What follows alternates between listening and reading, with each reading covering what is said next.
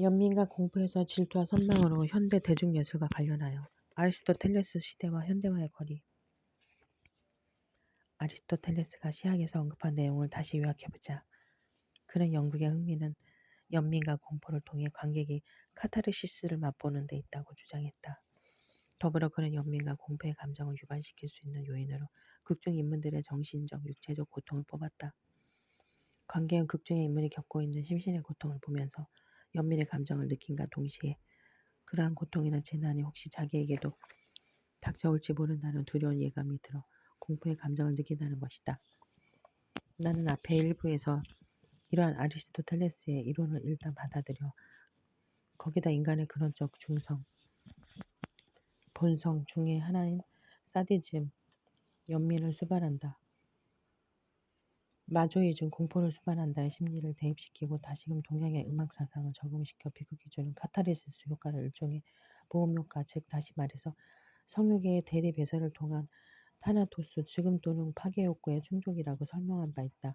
그러나 나는 카타르시스 작용을 일으키는 심리적 동인이 꼭 연민과 공포에만 한정되는 것은 아닐 것 같다는 막연한 생각을 줄곧 견지하고 있었다.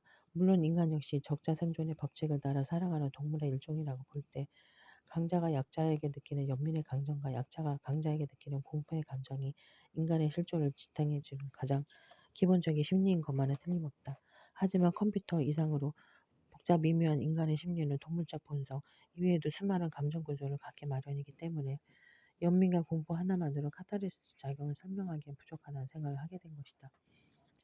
아리스토텔레스가 말한 연민과 공포를 통한 카타르시스 효과는 우선 비극이라는 장르에만 한정되고 주로 연극의 공연 행위를 통해서만 이루어진다. 또 고대 그리스에서는 연극이 주된 대중예술이었지만 현대에 와서는 그렇지가 못하다. 연극은 오히려 대중적인 공감을 얻지 못하고 있다. 영화나 텔레비전, 드라마 또는 소설 같은 장르가 대중예술로서 폭넓게 파급되어 있다. 이런 점을 감안해 볼 때 아리스토텔레스가 말한 억압된 감정의 대리배설로서의 카타르시스 효과를 현대에 있어서도 인정하긴 인정한다 하더라도 카타르시스를 유발시키는 주된 요소를 고대 그리스, 영국의 기준이었던 연민과 공포만을 생각하는 것은 다소 무리가 있다. 그래서 나는 오늘날의 연극이나 영화 또는 소설 등의 장르에서 연민과 공포보다 더 중요한 요소로 작용하는 것은 오히려 질투와 선망이 아닐까 하는 생각을 해보게 됐다. 연민과 공포는 물론 무시할 수 없는 요소이긴 하지만 복잡다단한 인간관계의 밀림 속에서 살아가며 하는 현대인들에게 질투와 선망의 감정이 더 크게 간극심리 또는 독서심리로 작용할 것 같다는 느낌이 들었기 때문이다. 아리스토텔레스가 살았던 시대는 귀족과 평미 그리고 노예계급이 엄격하게 분리되어 있던 시절이었다. 그래서 이미 귀족이나 왕족으로 태어난 사람에게 평민이 질투를 느낀다는 것은 특별한 반골기질이 있는 사람이 아니고는 좀 곤란했을 것 같은 생각이 든다. 그러나 현대사회는 어쨌든 겉으로는 계급의 구별이 없는 평등사회이기 때문에 질투와 선망의 감정이 사람들 상호 간의 관계에 더욱 큰 영향을 미칠 수밖에 없는 것이다. 우리는 이른바 신분상승 욕구, 다시 말해서 출세욕을 가지고 아등바등 설치되는 것도 다 주변 사람들에 대한 질투와 선망 때문이다.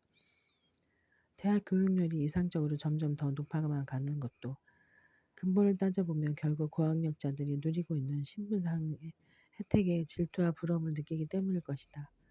영국이나 일본 등 입헌 군주국의 정치가 대통령 중심제를 채택하고 있는 나라들보다 훨씬 더 안정돼 있다는 사실도 위와 비슷한 맥락에서 설명될 수 있다. 최고 통치가 이미 결정돼 있으므로 그 사람에게 질투와 선망을 느끼고 자시고 할 여지가 없는 것이다. 그러나 대통령직은 누구나 다 넘볼 수 있는 자리이기 때문에 강렬한 질투심의 대상이 될 수밖에 없다. 그래서 여간 정치적 선진국이 아닌 이상에는 언제나 정세가 불안해지기 마련이다. 어쨌든 우리는 영화나 소설을 볼 때 우선 질투와 선망의 심리로부터 흥미와 강심의 실마리를 찾아낸다.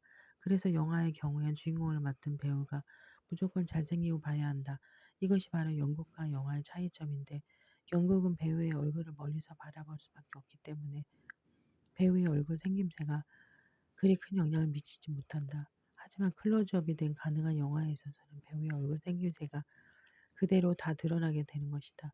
그래서 얼굴이 못생긴 배우는 관객의 질투심을 유발시키기 어렵고 따라서 타인에 대한 질투심이 자기 자신에 대한 체념으로 변하면서 생겨나는 선망의 심리적 메커니즘은 확보하기 어렵다. 배우의 미모에 대한 질투의 심리는 다른 일상사에 관련된 질투심과는 다르다. 그것은 일종의 탐미적 경탄이 가깝다. 이 점이 바로 예술이 질투심이 숭화된 형태로서의 선망을 예술적 감동의 가장 핵심적 요소로 확보할 수 있게 하는 근거가 된다. 또한 명작이라 불리는 대부분의 소설이나 영화들이 비극적 결말로 끝나는 것은 주인공의 죽음이나 몰락이 독자나 관객의 질투심을 진정시켜 주어 통쾌한 감정, 즉 카타르시스로 이끌어가기 때문이라고 볼 수 있다. 아리스토텔레스의 이론에 따르면 비극적 결말이 주는 카타르시스 효과는 관객의 주인공의 처지에 감정이입되어 연민과 공포를 느껴서 생긴 결과라고 되어 있다. 하지만 나는 그렇게 생각하지 않고 비극적 결말이 주는 카타르시스 효과에 심리 기제를 다한과 같이 본다. 즉 극중 인물에 대한 강렬한 질투심이 주인공의 몰락에 의해 잠시 진정되고 그것이 다시 선망의 감정으로 이행되면서 심리적 평정이 이루어진다고 보는 것이다. 여기서 관객들의 선망의 대상이 되는 것은 주인공의 높은 신분이고 미모 또는 죽거나 듀마휘스의 춘희의 경우 비참하게 몰락하더라도 소포클레스의 오이디푸스 왕의 경우 범인들처럼 평범하고 단조로운 인생이 아니라 우여곡절과 변화가 많은 드라마틱한 인생을 살 수 있었다는 사실이 있다. 내가 영화를 보면서 가장 강렬한 질투심을 느낀 경우는 비비안니 주연의 애수, 원래 제목은 어털루 브리즈를 보면서였다. 비비안니가 너무나 매력적인 미모였고 상대역으로 나온 로버트 테일러 역시 지독한 미남이었다. 그래서 나는 로버트 테일러한테 미칠 듯한 질투심을 느낄 수밖에 없었는데 그가 미남이라는 점도 그렇지만 특히 그가 비비안이라는 미녀를 차지했다는 점에서 결국 비비안이가 자살해버리자 질투심이 조금 진정되면서 묘한 카타르시스를 맛볼 수 있었다. 소설의 경우에는 레마르크의 개선문이 대표적인 케이스라 하겠는데 역시 여주인공 조앙 마드가 총에 맞아 죽어버리자 남주인공 라미크에 대한 질투심이 가라앉았던 것이다. 그러고 난 다음에는 계속 비비안이나 조앙 마두에 대한 선망과 연모의 정이 내 가슴속에서 물결치며 예술적 감동을 이끌어내었다. 얼굴이 잘생겼다는 것 말고도 질투심을 촉발시키는 요인은 돈, 권력, 명예 등 많이 있다. 고대 그리스의 비극은 대개 영웅의 몰락을 소재로 한 것이었는데 그 당시에도 관객들은 요즘만은 못하겠지만 역시 연민과 공포보다는 질투와 선망의 감정을 느꼈을 것이다. 영웅의 몰락 과정을 지켜보면서 관객이 느끼는 안도감은 극중의 비참한 상황 속으로 감정이입이 되었다가 연극이 끝난 뒤 이 이입 상태로부터 해방됨으로써 얻어지는 안도감 따위로는 설명될 수 없는 것이다. 그것은 아무래도 양심상 꺼름직한 질투심으로부터의 해방이요. 더 나아가서는 부질없는 선망으로부터의 해방이라고 할 수 있다. 질투의 순환으로서의 카타르시스. 질투 또는 시기심은 자기보다 더 잘났거나 더 성공한 사람에 대해서 분개하는 태도로 정의할 수 있다. 질투심은 대개 자기가 바라던 목표에 도달하지 못한 데 대한 욕구 불만의 결과로 온다. 질투심이 강한 사람은 여러 가지 행동을 통해 이런 감정을 나타낸다. 그런 사람은 환경에 잘 적응하지 못하고 의심이 많거나 고집이 세다. 그는 쉽게 질투의 대상이 되고 있는 사람에 대해 욕을 해대고 극단적인 경우에는 신체적 공격을 가하거나 모함을 하기도 한다. 질투심이 강한 사람은 짜증을 잘 내며 흥분하기 쉽고 매사에 가면하다. 자기 자신이 타인들의 수준과 기대에 도달하지 못한다고 생각하여 타인을 중상하거나 뭐락해서라도 자기의 자존심을 높이려고 한다. 물론 어느 정도 질투심은 경쟁 심리를 촉발시켜 그 사람을 성공의 길로 나아가게 한다. 그러나 질투심이 굳어져 심각한 상태로 되면 정서적 혼란의 증세를 일으키기까지 하는 것이다. 그러므로 연극, 영화, 소설 등의 예술이 인간의 억압된 질투를 대리배설시켜 그것을 적당한 선망으로 이해시켜 준다는 것은 인간의 정서순환에 있어 아주 중요한 기능을 하고 있는 것이다. 인간을 가장 괴롭히는 것이 바로 열등감이고 열등감은 곧 질투심으로 이어져 인격을 왜곡시킨다. 그런 점에서 볼 때 예술작품을 통한 질투심의 유발은 사람들에게 일종의 면역 기능을 주어 각 개인의 행동이 파행으로 가는 길을 막아준다고 볼 수 있다. 만약에 사람들이 질투심을 표현할 수 있는 정당한 배출구를 일상생활에서 찾을 수만 있다면 잠재의식 깊숙이 숨어 들어가 있는 억압된 질투심이 어느 정도까지도 해소될 수 있을 것이다. 그러나 휴머니즘이 강조되고 도덕 교육이 발달할수록 질투심은 항상 억제돼야 할 대상으로 간주된다.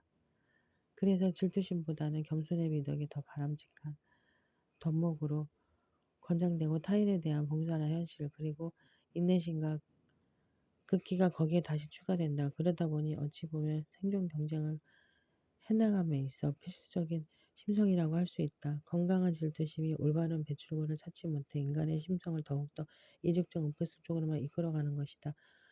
버트란트 러셀은 그의 저서 행복의 전봉에서 질투심을 불행의 제일 가는 원인으로 규정하고 겸손의 감정과 질투의 감정 사이의 관계를 다음과 같이 언급한다. 불필요한 겸손은 질투와 깊은 관계가 있다. 겸손은 물론 하나의 덕이라고 생각된다. 그러나 극단의 겸손이 미덕이 될 수 있는지 매우 의심스럽다. 겸손은 인간은 능히 할 수 있는 일도 감히 해보려고 하지 않는다. 겸손한 인간은 자기가 늘 집, 접촉하는 인간들이 자기보다 더 낫다고 생각한다. 그러므로 특히 부러워하는 마음이 많다. 또 부러워하는 마음 때문에 불행과 악의에 빠지기 쉽다. 그러면서 그는 질투심을 선용할 것을 주장하면서 다음과 같이 결론 내리고 있다. 그러므로 질투는 하나의 악이요.